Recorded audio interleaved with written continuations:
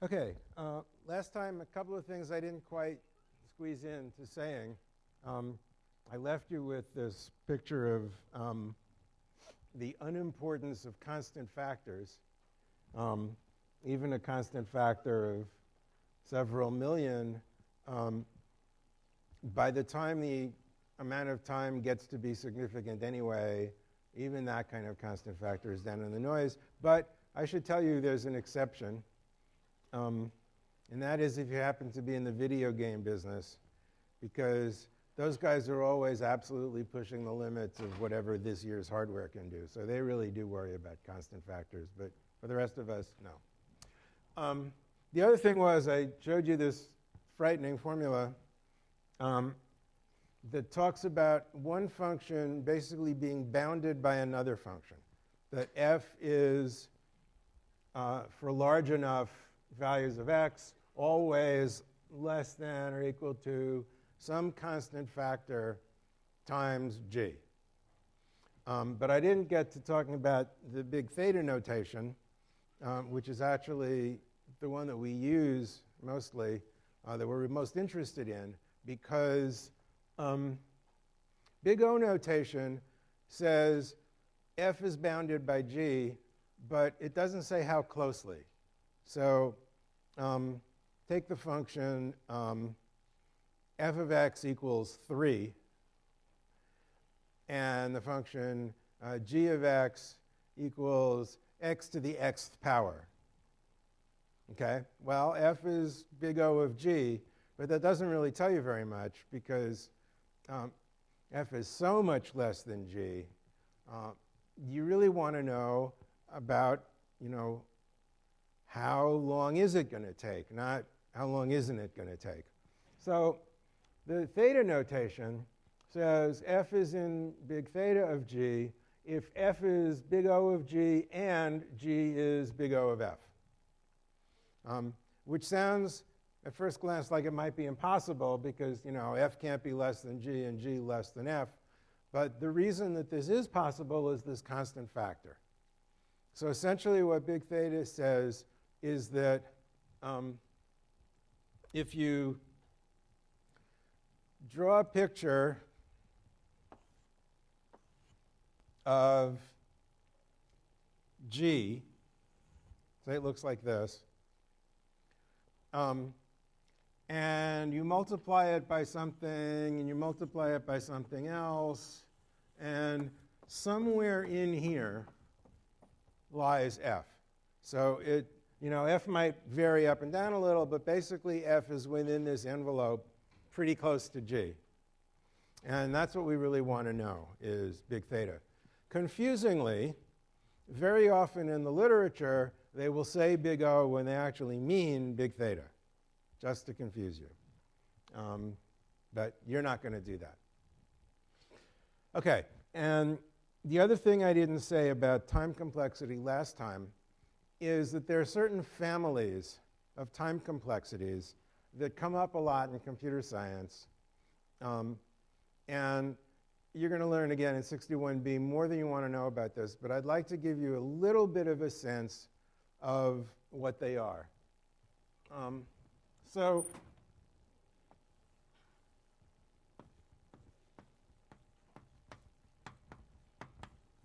one of the common problems for computers is you have some huge collection of data and you want to find something in it.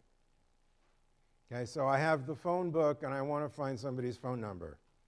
I have the human genome and I want to find some strings of A's and T's and whatever the other two are. I have the World Wide Web and I want to find whatever keywords you're searching for. Right? That's a search. Those are all search problems.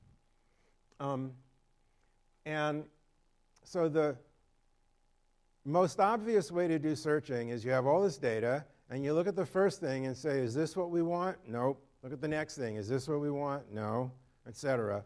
And that takes linear time, right? Basically, on average, you have to go halfway down the whole data set to find the thing you're looking for.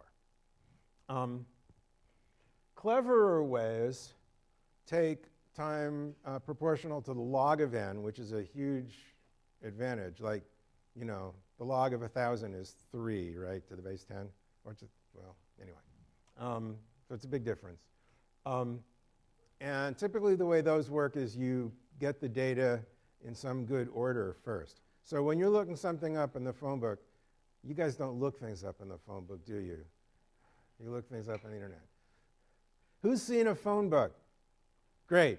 Let's say there's a power failure and you want to call up PG&E to complain about it, and you can't look up their number on the internet. So you drag out the phone book from the closet, and you want to look for PG&E. You don't start at page 1 and start scanning down for PG&E, right? You say, okay, I'm smarter than this. P, that's about halfway through the alphabet, so I'm going to open it up halfway, right? So in doing that, you're taking advantage of the fact that the phone book is not in a random order, it's an alphabetical order, and so you can get your searching down to log n. So that's the sort of pretty clever searching technique. And then if you're really clever, you can actually search for things in constant time using an even better data structure called a hash table that you'll learn about next semester. So all of these things are this sort of searching family of running times. And then these guys are for sorting, which is the other canonical common problem things to do with a computer is to put some data in order. And we looked last time at insertion sort, which took theta of n squared time.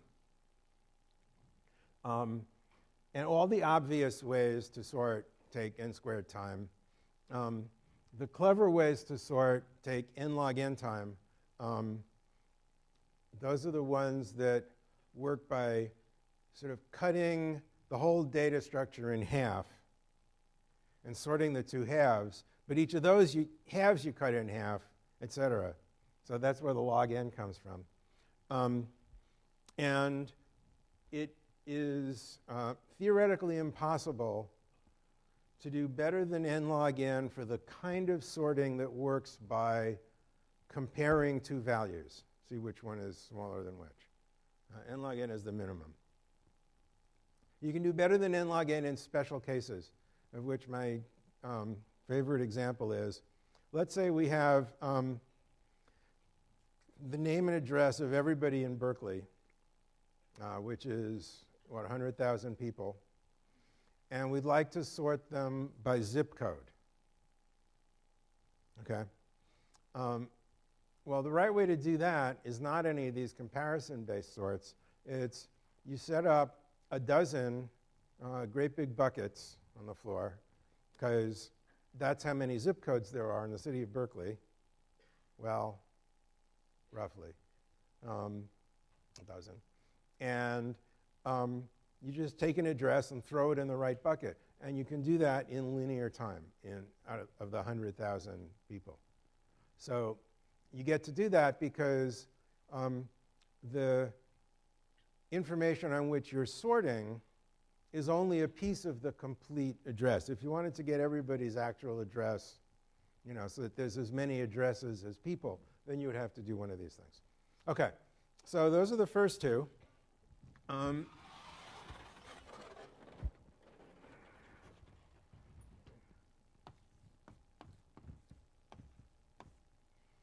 There are surprisingly few, but there are some, problems that take n cubed time.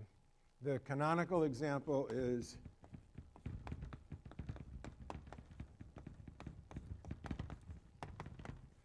multiplying matrices, square matrices, let's say.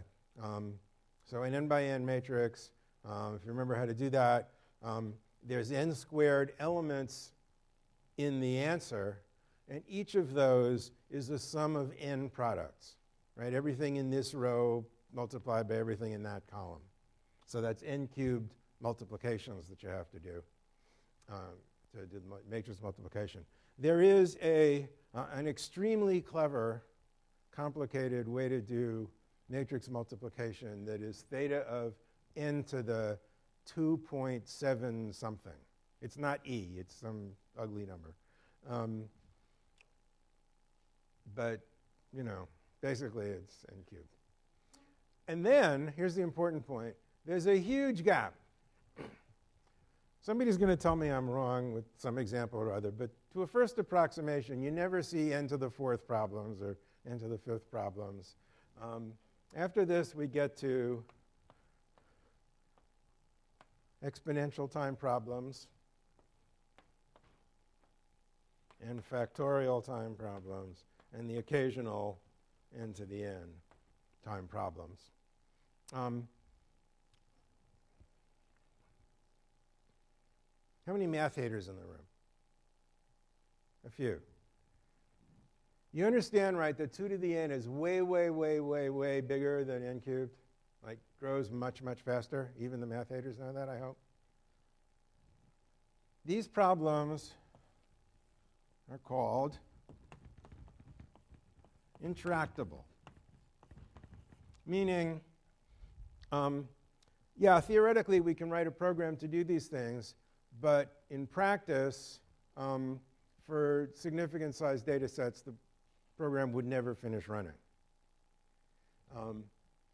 So, linear time algorithm means double the input size, double the running time. Quadratic means double the input size, quadruple the running time. But 2 to the n means just add 1 to the problem size. Go from like n equals 1,000,000 to n equals 1,000,000 plus 1, and that doubles the running time. So that means you don't get to 1,000,000, you get to like n equals 50, and if you can just barely do that, n equals 51 is going to be way too long, right? And by the time you get to n equals 100, forget it. You'll be dead before you get an answer. So for non-toy-sized problems, these kinds of running times really do mean in practice that we can't do it. And for problems like this, one of the things that you do is say, well, can I come up with an approximate solution to the problem that is good enough and can be computed in a reasonable amount of time? So all of that stuff is the analysis of algorithms that you'll learn about later on. And that's all I have to say about time efficiency. I want to go on now and talk about space efficiency. Yeah.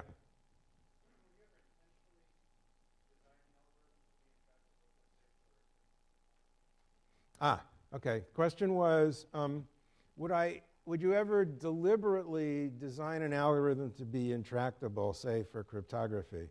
And the answer is, it's not good enough for your algorithm to be intractable. If there's a better algorithm, your enemy is going to use it instead of your intractable one. So no, basically. Okay, space efficiency. This is the thing in the book having to do with iteration versus recursion and tail calling and all that. And I want to start by saying that this matters much less than it did back when they wrote the book. Back then, computer memories were measured in kilobytes as opposed to gigabytes or terabytes. And you really did have to pay careful attention to how big your program space requirements were. It still matters a little bit these days, not because you're going to run out of memory. You really are not, unless you're an astronomer or you work for the federal government on the budget. But what does happen is as your program's memory requirements get bigger, indirectly that slows the program down. Because what happens is your process is competing with other programs on the computer, and your operating system is moving things in and out of memory. And the higher the memory load, the more time you lose to your program not being in memory when you need it to be. So for that reason, people worry about space efficiency still somewhat. Okay.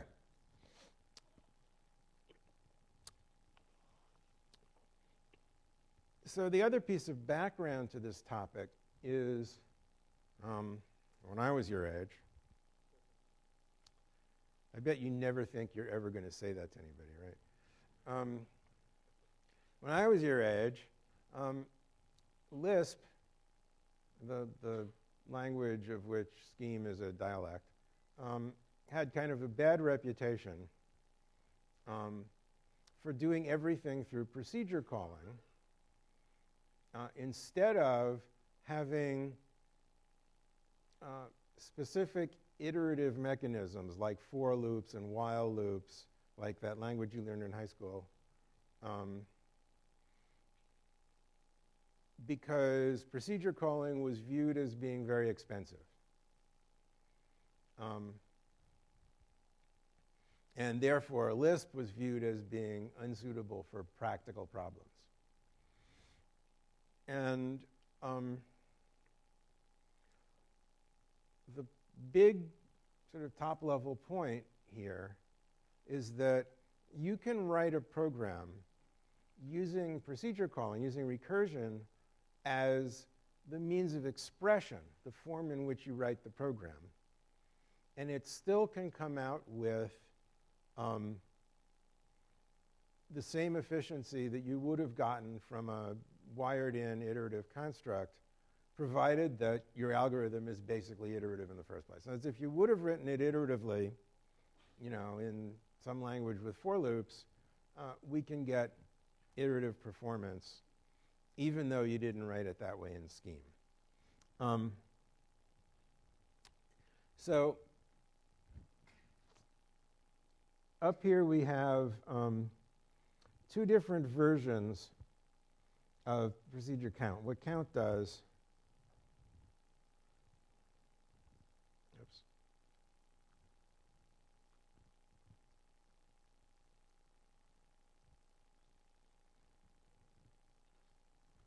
tells you how many words are in the sentence, or how many letters are in a word. And we have here two different implementations.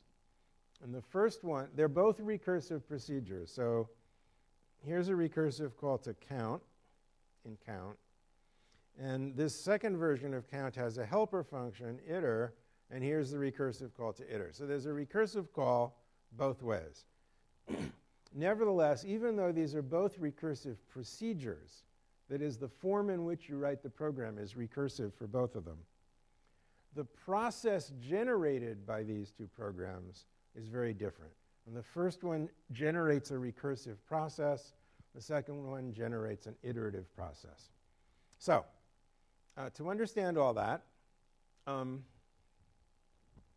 have to remember that inside the computer, there are a lot of little people, right? And every time you make a procedure call, you're hiring a little person to solve the problem.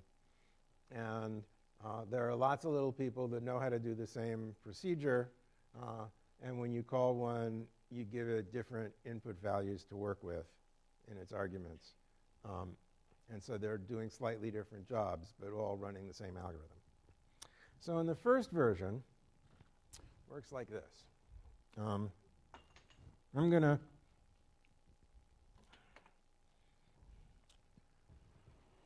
so as not to take so much time or board space, instead of counting, I want to hold your hand, I'm going to count she loves you.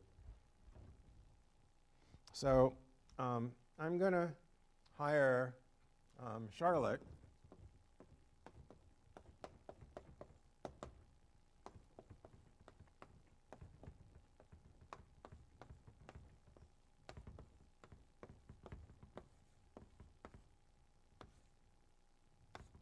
Okay, that's Charlotte's task.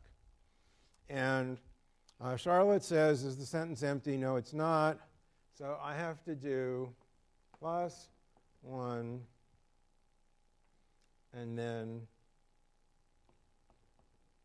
count of but first of this, which is loves you.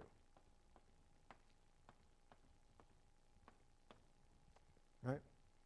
So Charlotte hires Carl to do that. Carl says, is loves you empty? No, it's not. Meanwhile, Charlotte is sitting there waiting.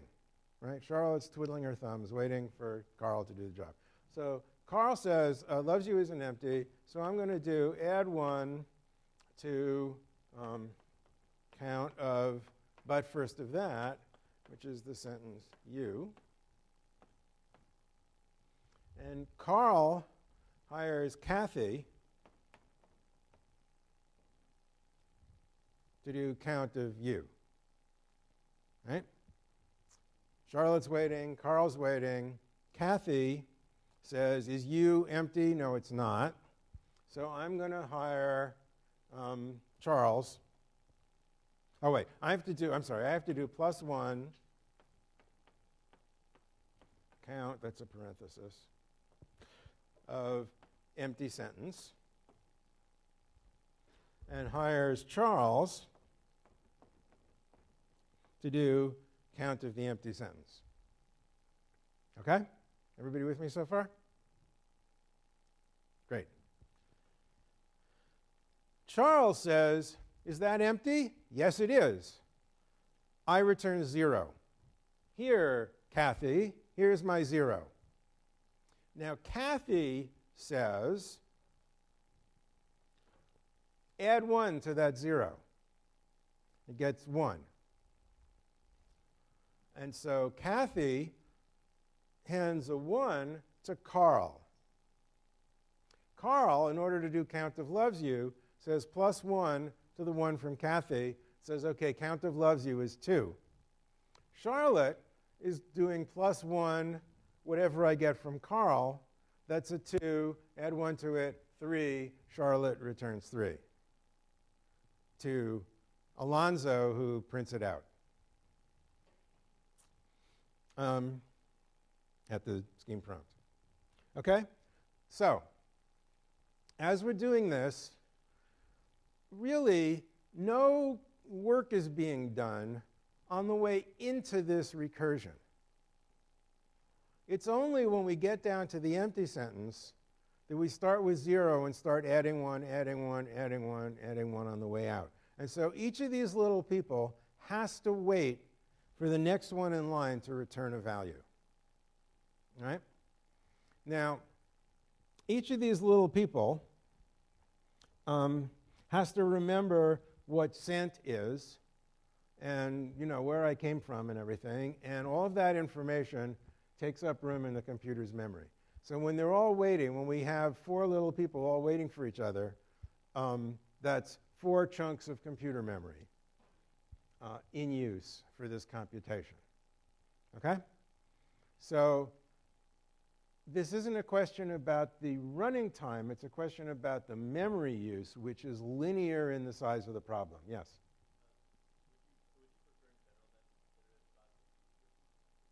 Let me get to iterative processes, and then I'll answer that. Okay? Okay. Now let's do it the other way.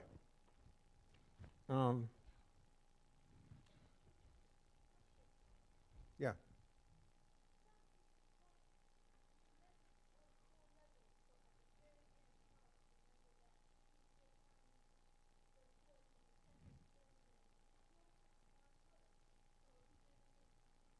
Yeah, Charles has 0 words, actually. He's doing the empty sentence. But no, once the computation is finished, we're not using the memory anymore, if that's what you're asking.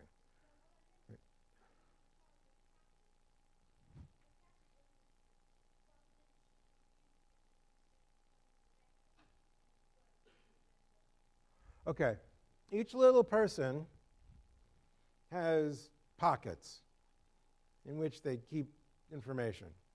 So Charles has a pocket in which is an empty sentence, and Kathy has a pocket in which is this one-word sentence, and so on. Right?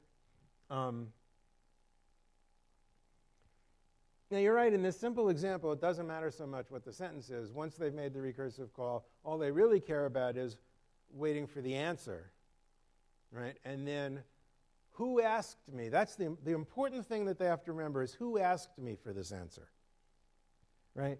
Charles has to remember to give the answer to Kathy, and Kathy has to remember to give the answer to Carl, and Carl has to remember to give the answer to Charlotte, and Charlotte has to remember to give the answer to Alonzo. Okay? So that's what's taking the memory that's important here. Does that answer your question?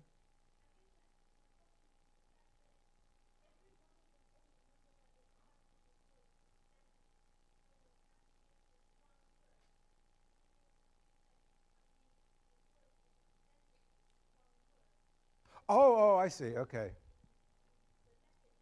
Oh. She's asking about the difference between a one-word sentence and a word. These parentheses right here mean that we're looking at a sentence. They're just not the same thing at all. So, no. Okay. All right, let's do the iterative process.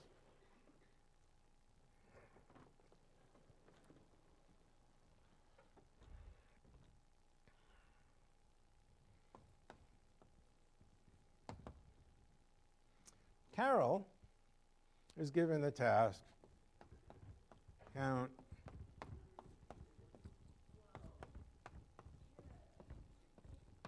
she loves you. Right? So what Carol does is this.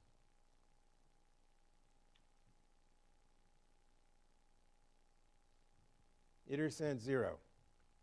So Carol hires Irving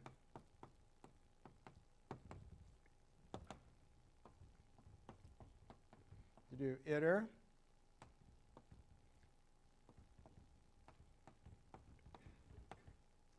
no. Blah. I'm ahead of myself. Iter of she loves you 0. Irving says, is the sentence empty? No, it's not. So I'm going to hire Isabel to do iter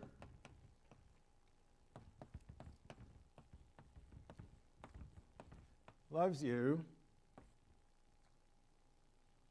1.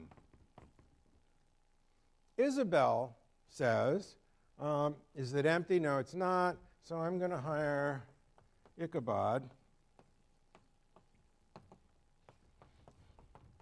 to do iter u2. Ichabod says, is this empty? No, it's not. So I have to hire Irene to do iter empty sentence 3. Irene says, is this empty? Yes, it is. The answer is 3. And this is the answer. Okay? In this case, we're doing the work on the way in rather than on the way out. And because of that, because when Irene is finished, the whole computation is finished. That is to say, because the recursive call to iter is the very last thing that the call above it has to do. Carol can say to Irving, please do iter she loves you 0. And by the way, when you're finished, don't give the answer to me, give it to Alonzo. Irving, when he hires Isabel, can say, please do iter of loves you 1. And by the way, when you're finished, don't give the answer to me, give it to Alonzo. And then Carol and Irving, go off to Hawaii. Isabel hires Ichabod, says, by the way, when you're done, give your answer to Alonzo. Isabel goes off to the Bahamas. Ichabod hires Irene, same thing. All right? So because all the work is done prior to the recursive call. The recursive call is the very last piece of work to do. There's no need for us to remember who's waiting for intermediate answers. Okay? And so we don't need to use more and more memory as the size of the problem goes up. We just need one little chunk of memory. Yeah? So for the last step, are you not adding 3 and 0 together? You're not adding 3 and 0 together, no. You added 1 to 0 in between Irving and Isabel. Okay? So the work, in case that isn't clear, I should point out, right here is where the work is being done. And remember, scheme uses applicative order evaluation, which means the argument expressions are evaluated before the procedure call is done, right? So that adding of 1 happens before the recursive call to iter. Okay. A scheme interpreter or compiler is capable of detecting this situation. If the recursive call is the last thing that has to be done, then scheme will say, I'm going to treat this just as if you had said for or while or go to or however it is you do it, in those other systems. Okay? So you wrote a recursive procedure call, but I'm not going to actually compile a procedure call at all. I'm just going to compile, change the value of sent, change the value of, change the value of words, change the value of result, go back to the top. Remember I said when we learned about recursion, don't think go back. And you shouldn't think go back, but it's okay for scheme to think go back when it's in the kind of situation where it can. That's because scheme doesn't make mistakes about it, and you do. Yeah?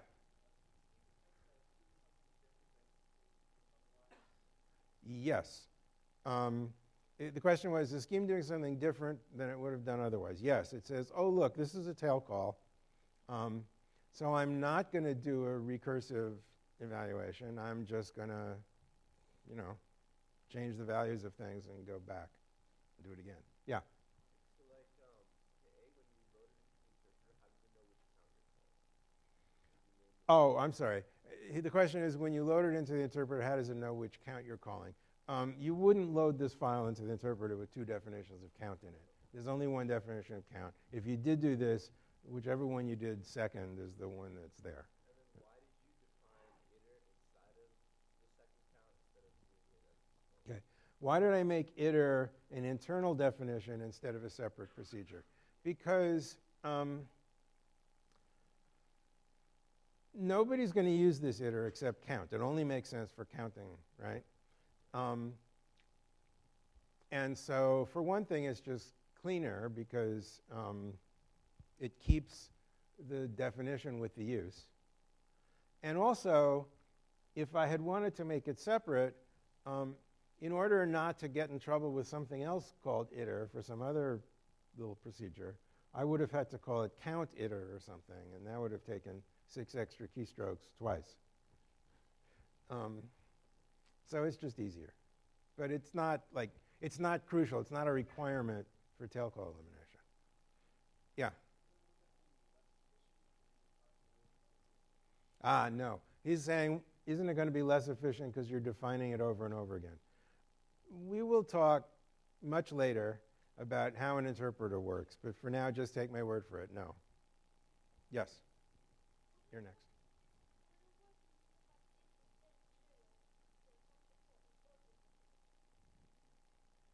Wouldn't you put the functional above the definition? No. Internal defines come before the actual body of the procedure. Sorry? Externally, you could define them in either order as long as they were both defined before you called it. Yeah?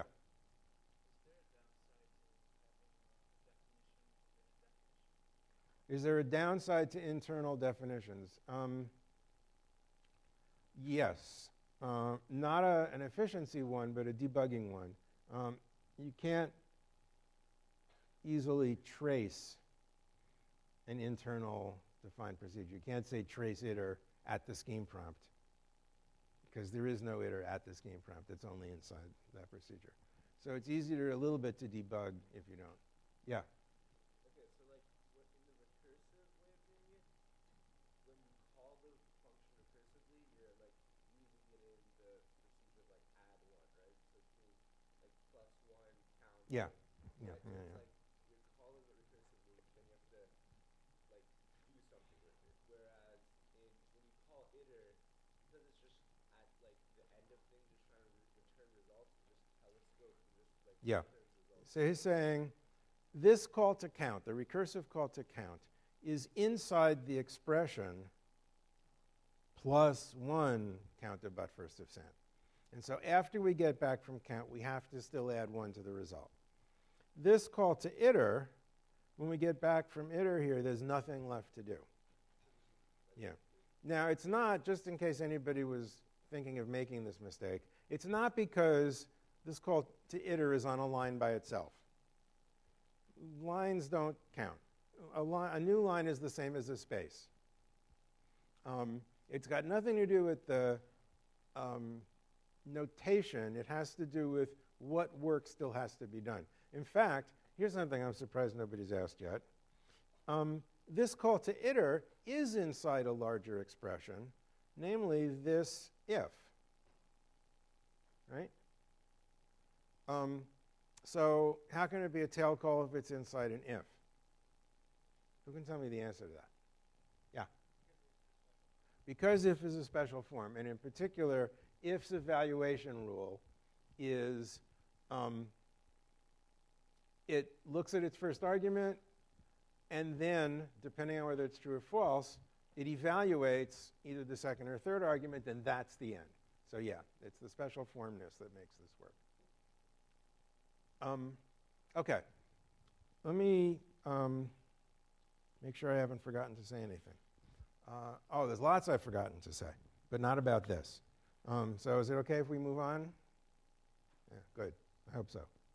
Better be, because I'm moving on.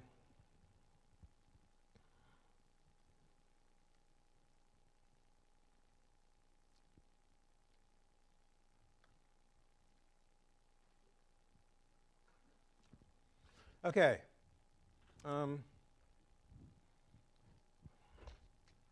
For the benefit of those 3 math haters, Pascal's triangle.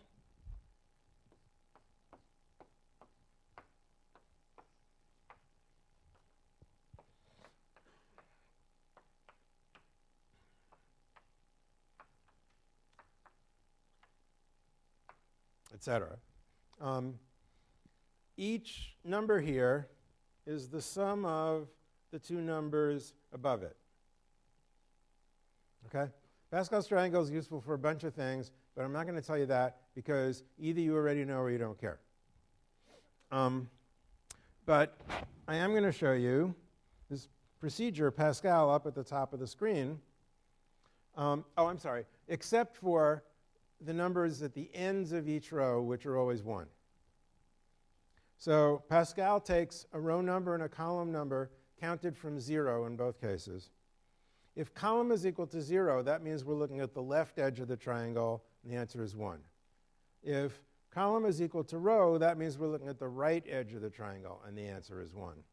Otherwise, add these 2 numbers from the previous row.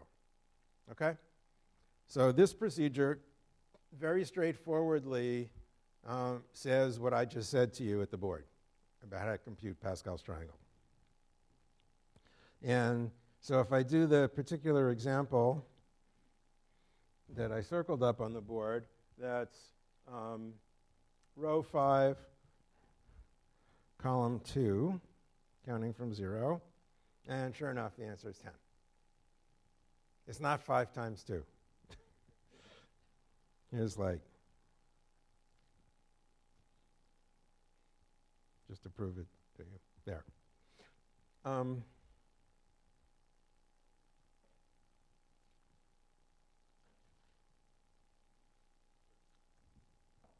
Oh,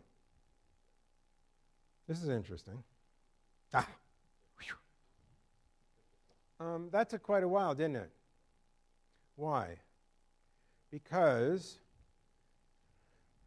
this is a theta 2 to the n algorithm. To get this number, I have to do these two numbers. To get the 4, I have to do two numbers, and to get the 6, I have to do two numbers. So that's 4 numbers on this row, 8 numbers on this row, 16 numbers on this row, etc. Yes? Is there any way we can do this iteratively? No. Well, not with anything like this algorithm, because there are two recursive calls here, and they can't both be the last thing that has to be done, right? So, no. But we can make this run faster.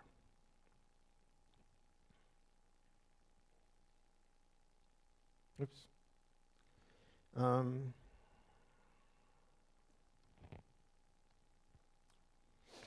Running this complicated program here. What this does, it looks at first glance like it ought to be very inefficient, because it has this helper function, Pascal row. So Pascal row 6 produces all the numbers on row 6. Okay? And to get a single element of Pascal's triangle up at the top of the screen there, I compute the row, the entire row, and then I pick the nth, the columnth value from that row. So that sounds like it ought to be inefficient, because in order to compute this value here, what I really need is kind of a diamond shape of numbers that looks like this. And there's some more numbers down to the sides that I don't need. It would be more evident that it would be more of a difference further down. So I'm actually computing twice as many numbers as I need to, roughly speaking. So it ought to take twice as long. But in fact,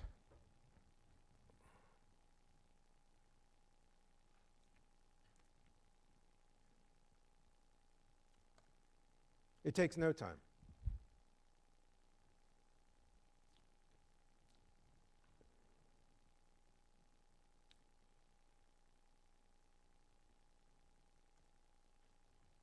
Okay?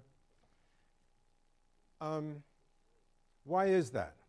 Well, because that doubling of computation is computing some of the numbers more than once. So in order to get the 10, I need this 4 and the 6. In order to get the 4, I need this 1 and this 3. In order to get the 6, I need this 3 and this other 3. And that just gets worse and worse and worse. So we're computing the same values of this function over and over again, and that's where most of the time is going in the simple version. Whereas by computing the entire row 1 once, and then the entire row 2, and then the entire row 3, we compute more numbers than we need, but we only compute each number once. And it turns out to be the difference between exponential time and quadratic time. Okay? So the moral of the story, and this is much more important than any of that stuff about space efficiency and tail calling. The moral of the story is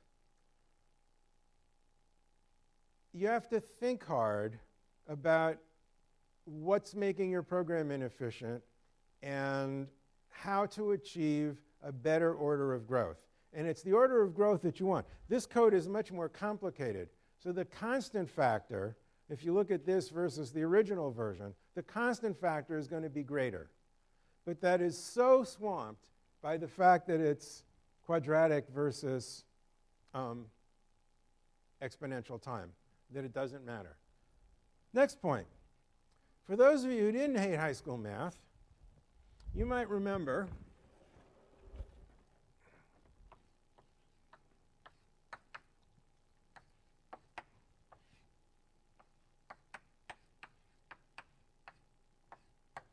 this formula,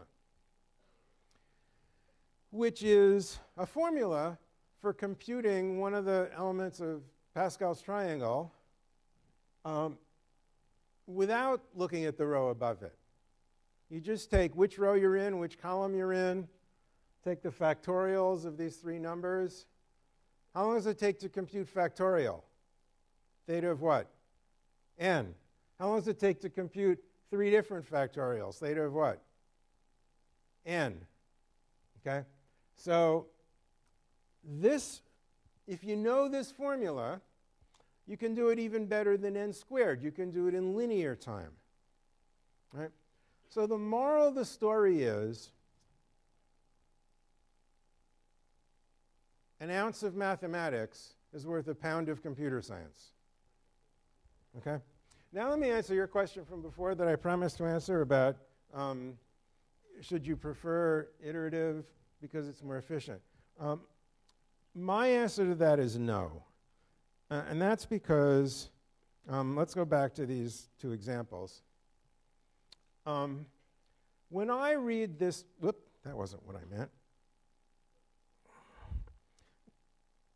When I read this procedure, I have no trouble at all understanding what it's doing. It seems perfectly straightforward and obvious to me. When I read this procedure, I have to think about it a little harder. Plus, you're more likely to make mistakes. So this is one of these things where I said, first get the program to work and then worry about getting it to work efficiently. You know, if I were you at this stage in your life, I would write things recursively, recursive process rather than iterative process almost all the time, because you'll get it right the first time instead of not getting it right the first time, which matters a lot if that first time is on a midterm. And also remember that it's only space efficiency we're talking about. Both of these versions of count take linear time, right? So in terms of how fast it is, it's not going to be a noticeable difference one way or the other. So go with recursion, but you should know what iteration is all about. See you Monday.